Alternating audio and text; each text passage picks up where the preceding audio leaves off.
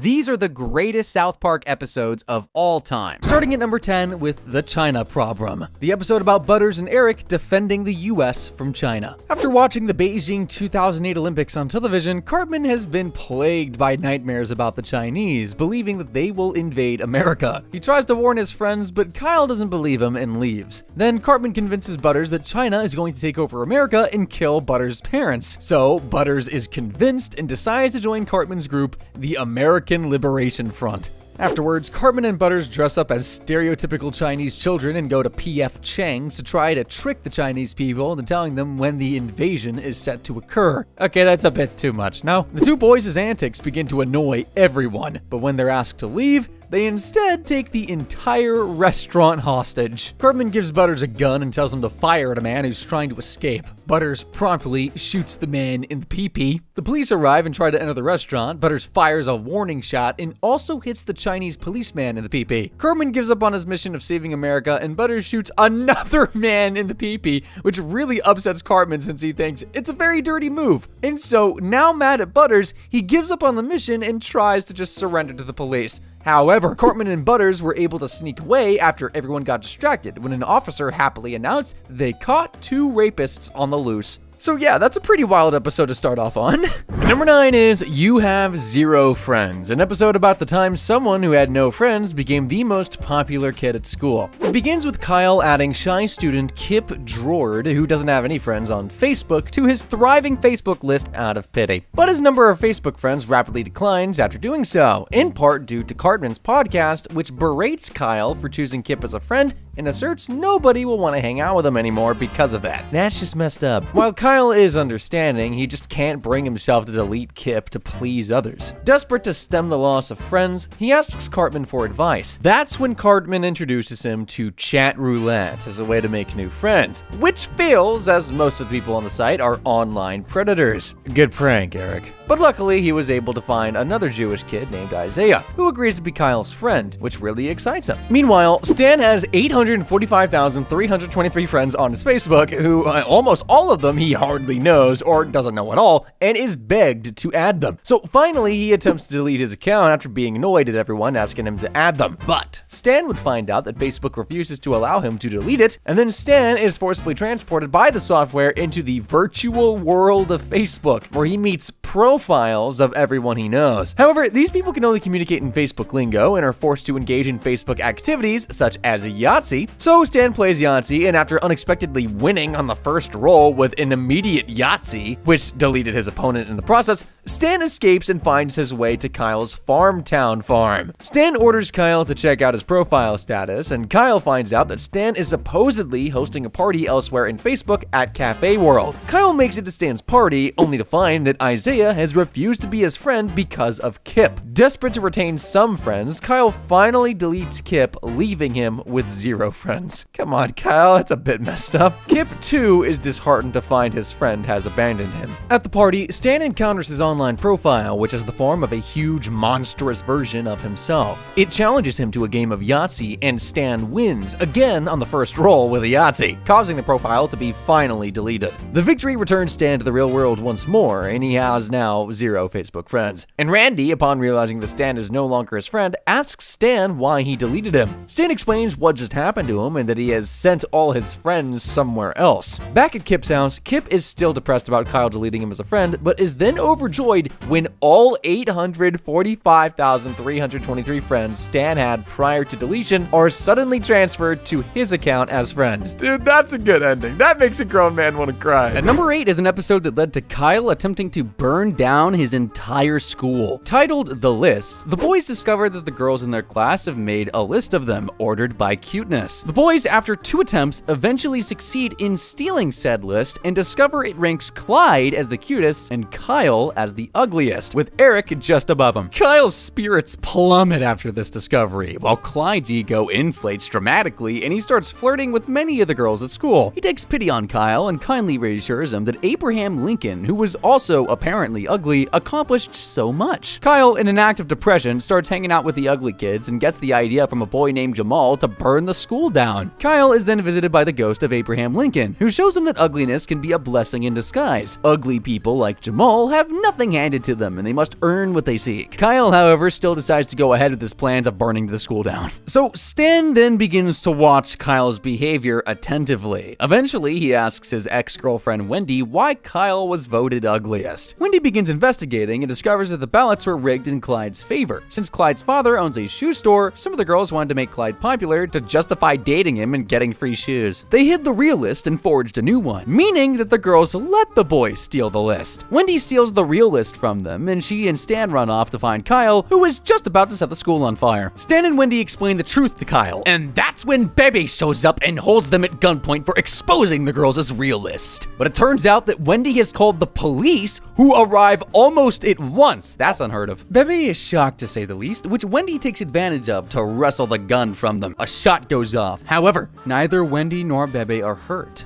The bullet flies off, somehow killing Kenny at home instead. Bebe is arrested and the list is burned after Kyle refuses to take a look at the real list, fearing an inflated ego that Abraham Lincoln's ghost warned him about. That's a pretty smart choice. Now for an episode that showed Eric is much worse of a person than anyone realized in Cash for Gold. Eric finds out that Stan's grandfather Marvin gives him a bejeweled bolo tie covered in diamonds and gold, saying that the Jewels and Gems shopping network claimed it's worth $6,000. So then Stan takes it to a Cash for Gold store where he is then offered $15 for it. Other merchants similarly offer him little to nothing for the item, and Stan realizes that his grandfather has been sold a fake. Eric shows his friends the Jewels and Gems infomercials where senior citizens are conned into buying cheap jewelry for their relatives at outrageous prices. That prompts Eric to get into the infomercial business with Butters as his sidekick, and not only starts offering his classmates Cash for Gold, he also sets up his own television channel and mimics the tone and techniques of Dean, the host on J&G. After selling out, he visits a jewelry shop to restock, but he then notices the East Asian women at the shop are using the very same mannerisms that he and Dean use, thus revealing they are scam artists as well. So Eric instead goes to a factory in India where the jewelry is made, intending to buy directly from them, and finds Stan is there as well, complaining about what they're doing. Selling the elderly fake jewelry is not a nice thing to do. And then in a montage, it's revealed that the business is a continuous loop. The jewelry made at the factory is shipped to the United States, where scam artists sell it to senior citizens, who give them as gifts to relatives. The relatives sell the gifts for cash, and the gold and gems are separated and shipped back to the India factory where the gold is melted down so it can be made into new jewelry. An employee at the factory gives Stan a picture frame, which he accepts. Stan presents Marvin with a photo of Marvin and his deceased dog Patches in the frame. Marvin then notices Stan's tie, not remembering having given it to him, and he tells him it's gay. Stan then replies that he will not wear it anymore. Come on, Stan, still wear it for Grandpa. Number 6 is Brittany's new look, which is one of the darkest episodes in South Park history. Stan, Kyle, Cartman, and Butters are half asleep on the couch, stuck watching a political debate. But just when you think the episode's going to be about boring adult stuff, an emergency news bulletin breaks in. It's Britney Spears, who has apparently peed on a ladybug while camping in Colorado. Randy gets hyped over this news, and soon the boys are on a mission. After hearing that a local photographer made $100,000 from a picture of Britney, they decide to try their luck at snapping a photo of her too. They track her down to a hotel in South Park, ready to cash in. The boys manage to sneak into Britney's hotel room by pretending to be her kids, classic South Park move, but things take a tragic turn when Britney, overwhelmed by the constant media harassment, pulls out a shotgun and attempts suicide right in front of them. Instead of dying, she survives, but loses the top half of her head, leaving only her lower jaw. Despite her horrific condition, the media frenzy doesn't let up. In fact, it only gets worse. Britney is wheeled into the hospital, but the paparazzi and media outlets continue to hound her, snapping pictures of her grotesque appearance and criticizing her for things as absurd as a boob job scar. It's clear that no matter what happens to her, the public and media will never leave her alone. Stan and Kyle begin to realize just how toxic this entire situation is, feeling responsible for pushing her over the edge. As they try to make amends and help Britney escape, they're caught in the relentless pursuit of the paparazzi. The boys decide to take her to the North Pole, believing it's like the only place where she can be at peace. But in a shocking twist, they learn that Britney's destruction is not just a result of media frenzy. It's part of a much bigger, darker ritual where the townsfolk sacrifice her in hopes of a successful corn harvest. Yeah, that's really what happens. The crowd overwhelms her and compulsively photographs her to death, leaving Stan and Kyle shocked in horror. Time passes and the residents shop at a supermarket following the harvest. A news report is broadcast on TV reporting that Miley Cyrus is rapidly rising in popularity. The townsfolk thus see her as their next target. So Stan and Kyle reluctantly join in their chant, having given up all hope of reasoning with them. I've got no words on that episode. Just wow. At number 5, we have Osama bin Laden Has Farty Pants, an episode about the boys going through one of the hardest times in human history. This episode aired shortly after the 9/11 attacks and tackles the post-9/11 atmosphere, so it begins with the boys decked out in gas masks at the bus stop, concerned about the smoke. When they arrive at school, Miss Chuxondik announces that the class is going to send $1 to the children of Afghanistan to help them survive while the US invades them to destroy the terrorist groups there. Cartman's selfishness takes center stage as he refuses to give up his $1. Wendy, of course, tries to knock some sense into him, but it's Cartman we're talking about, so no, that's not gonna work. Later, the boys receive a mysterious package from Afghanistan, a goat! The kids are told it's a gift from the Afghan children in return for the $4 they sent. With the goat now in their hands, the boys decide to mail it back to Afghanistan, but when that doesn't work, they end up stowing it away on a military plane headed for Afghanistan. Once there, things take a bizarre yet funny turn. The boys meet their Afghan counterparts, mirror images of themselves, and discover that not everyone in Afghanistan is a terrorist. However, the Afghan boys express their disdain for America, leading to a comedic culture clash between the two groups. The parallels between the two sets of boys show that while they do come from different worlds, they're more alike than they realize, except for the fact that the Afghan boys still frackin' hate them. Meanwhile, Cartman finds himself face to face with Osama bin Laden, and in classic South Park fashion, Cartman manages to outwit and humiliate the terrorist leader, turning what could be a tense moment into pure ridiculousness. The episode pokes fun at bin Laden, portraying him as a bumbling fool, while Cartman's antics, including dressing up and tricking bin Laden into kissing a camel, make for one of the most absurd and memorable confrontations in the show's history. By the end of the episode, the boys, despite all the chaos, reaffirm their love for America, flawed as it may be. Number 4 is Hell on Earth 2006, an episode about Satan's Super Sweet 16, and it's so exclusive, even the demons in hell are left scrambling for invites. You see, the King of Darkness is feeling a bit underappreciated, so he decides to throw the biggest bash Hell has ever seen. And if you think it's just any party, ho, think again. He's going full-on MTV, complete with wristbands, a no-crow costume policy, and some seriously strict entry rules. Because what's hell without a little exclusivity, right? Meanwhile, back at Earth, the boys are dealing with their own set of supernatural shenanigans. Carl is peer pressured into summoning Biggie Smalls by saying his name 3 times in a mirror because South Park is never shy about pushing boundaries. And wouldn't you know it, Biggie actually shows up, guns a-blazing, ready to bust some caps for being disturbed in the afterlife. Classic Biggie. The twist is that it's Butters who ends up summoning Biggie later, and now he's got a pissed off ghost threatening to pop a cap at him if he doesn't get to Satan's party in LA. Back in hell, Satan's party planning is getting out of control. He's stressing over details like the dessert, a Ferrari cake, because apparently the simple fondue fountain would be too P. Diddy. This scene brings in all the laughs, with Satan getting absurdly angry over every little thing. The demons, led by Ted Bundy, Jeffrey Dahmer, and John Wayne Gacy, yep, those guys, are tasked with picking up the cake, but things go south very quickly. After killing the bakers, their mission turns into chaos as every time they try to enlist someone's help, Gacy kills them, and Dahmer does Dahmer things. Ted Bundy, frustrated, tries to rein them in, but his attempts at discipline only make things worse. At one point, they destroy the original cake while trying to lift it, leaving them with no choice but to bake a new one. In the process of trying to bake a replacement, though, they turn on each other. Big shocker. Gacy pokes Bundy's eye out, Bundy retaliates by forcing Gacy's eyes out as well, and Dahmer just stabs Bundy. The fight escalates to the point where Bundy rips out Dahmer's tongue, leaving a trail of blood and mutilated bodies in their wake. With the killers incapacitated, Satan's assistant Demonius scrambles for a last-minute solution, finding a Ferrari-shaped cake substitute that's actually an Acura, but we don't talk about that. But when the Acura cake is revealed at the party, oh boy, Satan loses it. But Satan realizes he's acting just like the entitled kids he despises. Even when his minions try to reassure him that he's not as bad, Satan disagrees. He apologizes to the crowd, acknowledging that the party should be for the people who make his life special, not just about his own ego. With that realization, he invites everyone in, including the Catholic priests who've been trying to crash the party this whole time. The episode ends with everyone dancing, including the Catholic priests, adding a final bizarre touch to the chaos. At number 3 is Raisins, the episode where Stan got dumped by his girlfriend. The boys are playing football at recess when Bebe suddenly tells Stan that his girlfriend Wendy has decided to break up with him. Stan asks if he's done something wrong, to which Bebe replies that Wendy just simply doesn't want to be with him anymore. And just like that, Stan soon falls into a deep depression. To cheer him up, his friends take him to the restaurant Raisins, where all of the employees are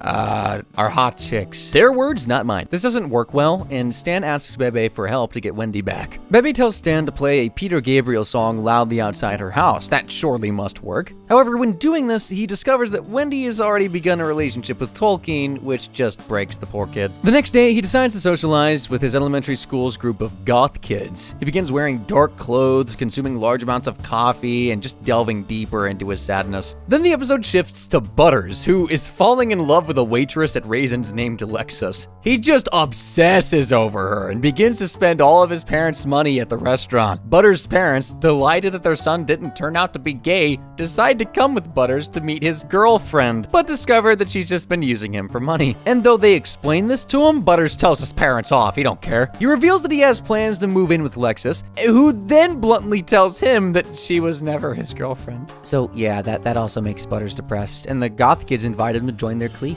That's something.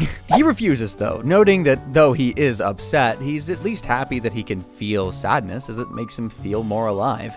Dang. Stan adopts Butters' point of view and emerges from his own depression. The next day, he rejoins his friends for football and tells Kyle that he'll handle his future problems in the right way, by insulting his ex and her boyfriend. And you know, I don't know why I didn't expect that answer. And number 2 is the time when Eric violated Butters when he was asleep in the episode of Eric Sucks. It starts with Eric having developed a hobby of taking pictures of Butters in often demeaning positions while he sleeps over, which he excitedly shares with Stan, Kenny, and Kyle at the bus stop. One photograph in particular depicts Eric smiling and performing a thumbs up with Butters' penis in his mouth, which he claims makes Butters gay. However, Kyle thinks Eric is the one gay for giving Butters oral instead.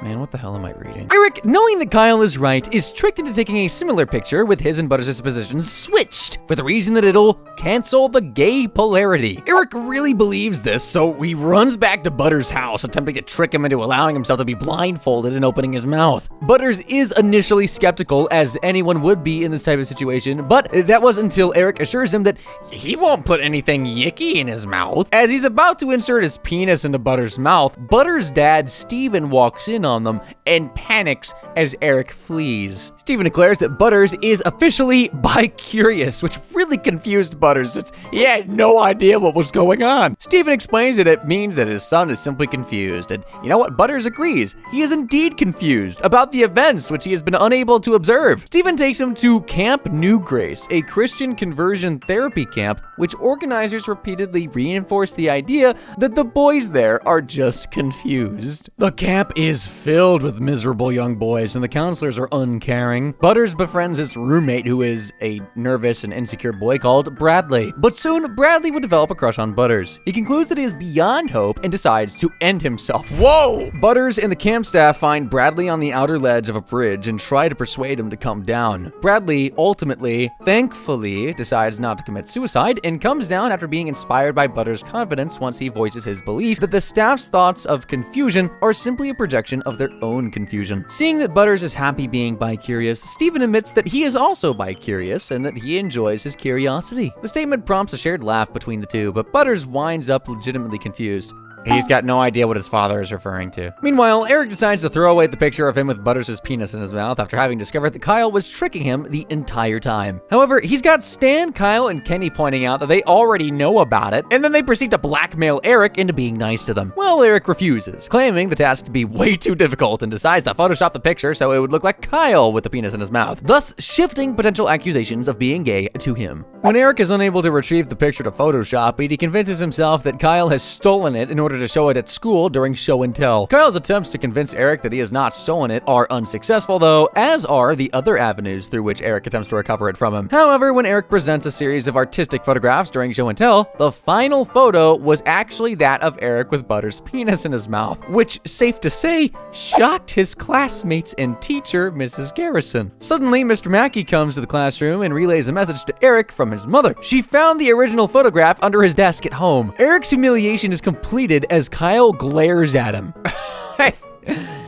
GG. And at number 1 is an episode called Best Friends Forever, which gets progressively sadder the more we watch. Kenny is the first person in South Park to have a new PlayStation Portable. Kenny quickly works his way up to level 60 of the game Heaven vs. Hell, but soon after is ran over by an ice cream truck and dies. Yeah, that escalated pretty fast. After entering Heaven, Kenny learns that God had created the PlayStation Portable to search for what the angels call our Keanu Reeves, the person who can command his legions against Satan's forces in a manner like that of the video game. Kenny agrees to take the challenge to fight against Satan's army, but Kenny is revived in real life just after hearing this. Because he had been dead for so long, he can't talk or communicate and has suffered permanent brain damage. He has to be kept alive through the use of a feeding tube. The reading of Kenny's will to Kyle, Stan, and Eric is interrupted by the announcement that Kenny is actually still alive. The lawyer mentions a passage about Kenny's wishes in the event of him being in a vegetative state, but the last page of the will is missing, preventing them from finding out what his wishes were. So of course, upon hearing this, Eric claims his status as Kenny's best friend forever to the Colorado court to get an order to take out the feeding tube so Eric can get the PSP upon Kenny's death. Stan and Kyle, along with Kenny's parents and other protesters, wage a media war to put the feeding tube back in and keep Kenny alive, while Eric enlists his supporters to get Kenny's feeding tube removed. Kyle then realizes they should not have made this issue into such a media circus and concludes that Kenny should be taken off his feeding tube, commenting that Eric was right for the wrong reasons. Everyone in the hospital room agrees with Kyle and quietly leaves, allowing Kenny to die. Kenny returns to heaven just in time to command the angels to victory using a golden PSP. After the victory, Kenny is presented with a golden statue of Keanu Reeves as a reward for defeating Satan's army. A sentence I never thought I'd ever have to say in my entire life. But don't let that take away from the fact that that is a pretty nice statue. Well deserved for everything he had to deal with in this episode. Now, if I missed any episodes, let me know in the comments down below and I'll make a part 2.